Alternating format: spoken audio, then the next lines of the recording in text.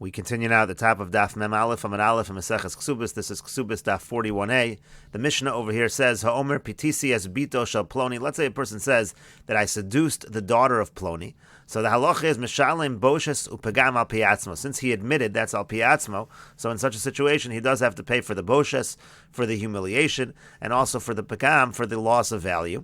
Ve'ein Mishalem kanas. However, he does not pay the fine because the general halacha is moda b'knas potter. If somebody admits to a situation where the punishment is a fine, is a knas, so the person does not pay the knas. And the Mishnah continues, Ha'omer ganafti. Let's say a person says, I stole. So Mishalem es haker, and he pays the principal, because that part is not a knas.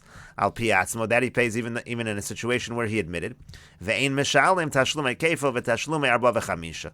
But he does not pay the payment of the double, which is a fine, or the payment of 4 or 5 times the amount that applies, let's say at a situation where he sold the animal or slaughtered the animal. So in those situations, you don't pay again, because moda b'knas is potter.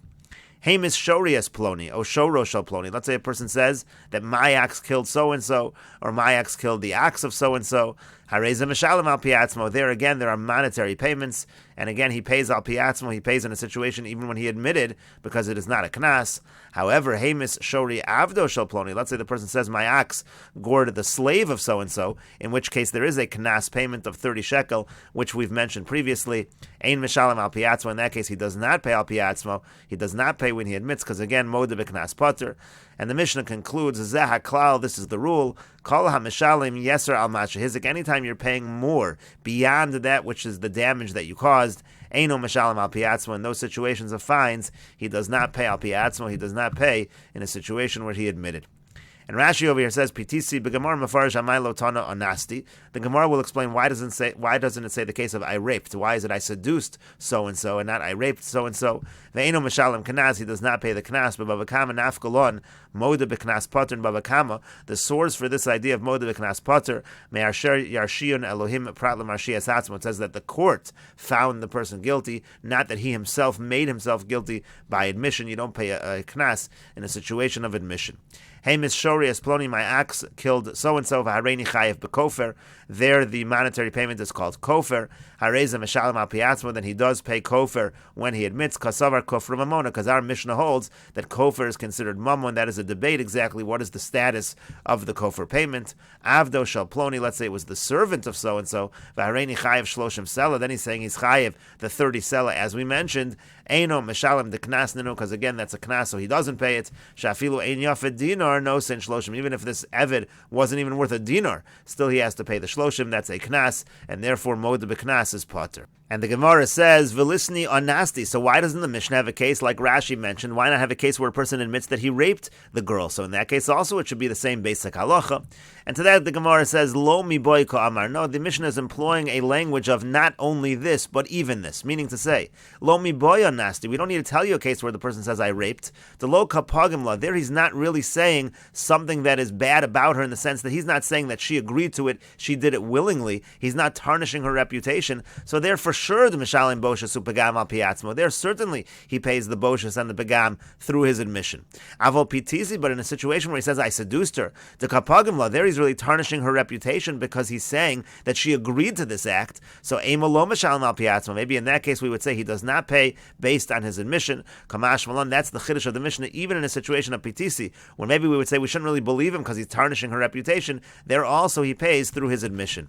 Rashi over here says, "De lo pagim la ein laz shelanusa gadol kelasha mafuta." Again, the tarnishing of the reputation of someone who is raped is not as much as somebody who is seduced. V'kevan de lav pagam di lahu. And so, since in the case of a nasty where he's not really tarnishing her reputation, so mehamninole, we believe him. Lemishkol mine boshes upagam al piv. We're certainly going to collect the boshes and pagam. But emalo, but by a situation again where he's saying pitisi, where he's saying I seduced her, maybe we don't believe him. Emalo nehemne lahachzik desalaz. Maybe we don't want to believe him because we don't want to strengthen this tarnishing of her reputation, and therefore the chiddush is even by a case of pitisi, we're going to take money from him, we're going to force him to pay when he admits. And the Gemara continues, Masnisin delo ki haitana detanya. Our Mishnah does not follow the author of the following brisa. The brisa says, Rabbi Shimon ben Yehuda Omer Mishum Rabbi Shimon. Rabbi Shimon ben Yehuda says in the name of Rabbi Shimon, Af boshus upagam eino meshalam al piatzmo. Even by a situation of boshus and pagam, let's say he says, I seduced so and so, he does not pay through his admission because of the reason we just mentioned above. Lo kol heimenu sheyifgom bito shel ploni. We don't allow him to tarnish the reputation of the daughter of so and so. In other words, if he's going to say again, I seduced her, so then that's actually tarnishing her reputation, so we don't want to believe that, we don't want to strengthen that claim, and he does not pay. And the Gemara continues, Amar le Rav Papa li Abayas, or Rav Papa said to Abaya, Nicho lo l'dida amai, but what if it's good for her? Meaning to say, what if she wants the money, she prefers the money, and she doesn't care about the tarnishing of her reputation? And to that the Gemara says, Dil malo nicho le li avia, no, but maybe the father is not pleased with that, so we still don't want to tarnish her reputation based on the will of the father, even if she doesn't care. Nicho le li avia mai, okay, but what if the father, he also prefers to get the money? And so to that the Gemara says, Dil malo nicho lu, livnei mishpacha, but maybe the people of the family members, they don't want that. And then the Gemara says, well, what if the family members do prefer the money and they don't care about the reputation? And to that the Gemara says, it's impossible. There has to be at least somebody in the far-off areas who really would not prefer this, who doesn't want the reputation to be damaged, and it's not upon us to determine and to figure out what all the Bnei Mishpacha want, and therefore, again, that's why he says there is no payment of Boshus and Pagam, because we assume that we do not want to tarnish her reputation. And the Gemara continues at the two dots. The Mishnah said, Ha'omer ganavti mishalei mesakeren v'chulu, again talking about various cases of situations of kenas. And the Gemara says, Itmar, we have the following machlokas amoroim. Palgon nizka, when it comes to the chatzi nezek, the halach is, let's say, a shore, what we call a shore tam, that is a shore that hasn't really gored yet 3 times. Let's say it gores another ak, so the halacha is you pay for half of the damage. So what is the status of this half damage that you're paying? Rav Papa Amar Palgon nizka mamona. Rav Papa says that this chatzi nezek is mamon, it's considered a real payment for the damage. And Rav Huna Breder Rav Yoshua Amar Palgon nizka kanasa. Rav Huna Breder Rav Yoshua says no, the chatzi nezek is considered a knas, it's considered a fine. Really, you shouldn't have to pay anything, but we fine you and we make you pay half. And the Gemara explains the nature of the machlokes. Rav Papa Amar Palgan is kamamona. Rav Papa says chatzi nezek is mamon kasavar stam shvorim la beches kashim or kaimi, because he holds that really you have to assume that your ox is not protected. You needed to take action. You should have assumed that your ox would gore. Uvedinu demeshalim kule, and really the person, in terms of justice, should have to pay the entire thing. V'rachmonahu dechayisi love. Now the Torah has mercy upon him. The akati lo ayay Torah, because he has mercy upon him, because still the shore has not become a muad. It's not become accustomed to goring, and so therefore we don't make you pay the whole thing, we just have you pay half, but really you should pay the whole thing. Palgan is considered mimona. Rav Huna Breder Yoshua Amar, Rav Huna, the son of Rav Yoshua, he says the opposite. Palgan izka kanasa, Palgan izka chatzi nezek is considered a fine. Kasavar stam shavorim bechezka shimor kaimi, because he understands that you can assume most oxen are well protected, they're not really going to gore, you don't need to take any steps to stop them from doing it. Uvedinu delo l'shalom klal, and really justly he should not have to pay anything, he should never have had to assume that his ox was going to gore. But the Torah comes along and imposes this fine in order to encourage people to watch over their oxen, and so therefore you have this machlokus whether chatzi nezek is mammon or chatzi nezek is a knas. And the Gemara continues at the two dots, Siman and Namanik, to remember the following. Gemara, Hizik, Ma, Vehemis, Klal. These are going to be various proofs in terms of the issue of whether Chatzi Nezek is a Knas or Chatzi Nezek is Mammon. And the Gemara says, Tanan, we learned in a Mishnah, Hanizik v'hamazik betashlumin. When it comes to a situation of Chatzi Nezek, so we say that both the Nizik and the Mazik, both the person who was damaged and the person who caused the damage, or the person whose ox caused the damage, they both have to pay in a certain sense. And the Gemara says, Bishlam alamando amar palgan is kamamon. Now, I understand this Mishnah, according to the one who says Chatzi Nezek is Mammon, meaning really the person should have had to pay the full amount, and he's only paying half. So both the person doing the damage and the person who's being damaged are really part of the compensation over here. The person being damaged should have gotten paid full, he's only getting half, and the other person, the person who did the damage, is paying half. Hainu d'shayach nizik b'tashlum, and that's why it makes sense to say that both the mazik and the nizik are sharing in the payment, because again, this is a mammon payment, and you're only paying half of it when you should have paid full, so both are sharing in that that damage.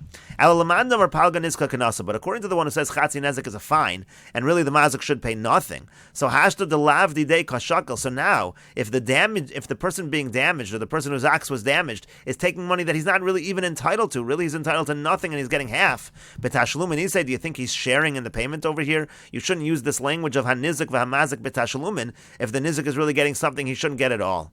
And so the Gemara says, lo nitzracha, no, the case is needed over here, the Mishnah is needed, ela lipchas nevela, for the situation of pechas nevela, meaning to say, when you have a situation of your animal getting gored and your animal getting killed, so now that animal is an nevela. Now at that point in time, it's not possible to sell the nevela immediately, it's going to take some time, and the nevela is going to lose value, and yet that value that the nevela loses during the time that you are dealing with the nevela, during the time the nizik is dealing with the nizik does not get compensated for that. So in that sense, the nizik is sharing in the damage. And the Gemara says, Pchas nevela tanina, but Pchas nevela, we already learned this halacha. This was in a brisa. It says, Tashlume nezik, it talks about the payment of nezik, melamed shahabayla metaflin benevela. This teaches us that it is the owner that has to deal with the carcass of the animal, with the nevela, and the owner is the one, meaning the nizik is the one that assumes that loss. And so we already have learned this halacha. So to say that the Mishnah over here of hanizik v'hamazik b'tashlumin is talking about this idea of pchas nevela, it doesn't make sense.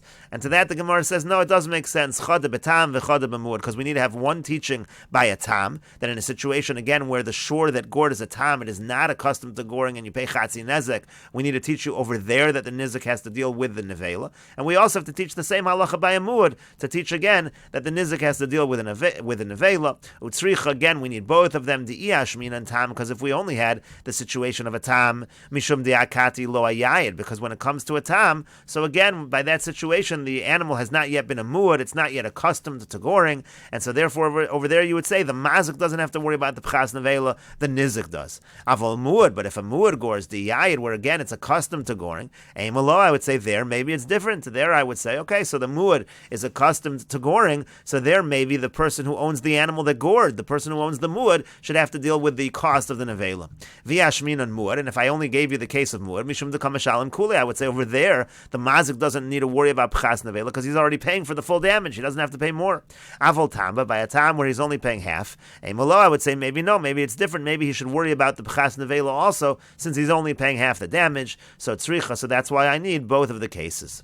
And the Gemara continues, Tashma, come in here, another proof. It says, Ma bein tam lemuad. What's the difference between a tam and a muad? Sha'atam mishalim chatzi nezek migufo. The tam pays chatzi nezek, like we said, he pays half the damage. And the halacha also is by a tam, he pays migufo. What that means is you have to pay only from the value of the animal that did the goring. For example, let's say you had a situation where an ox that was worth very little gored another ox that was worth much more. And so there, half the damage that was done is much more than the value of the ox that did the damage. You don't have to pay that full half value. You only have to pay up to the value of the animal that gored. Migufo, you take from the body of the animal that actually did the goring by chatzi nezek.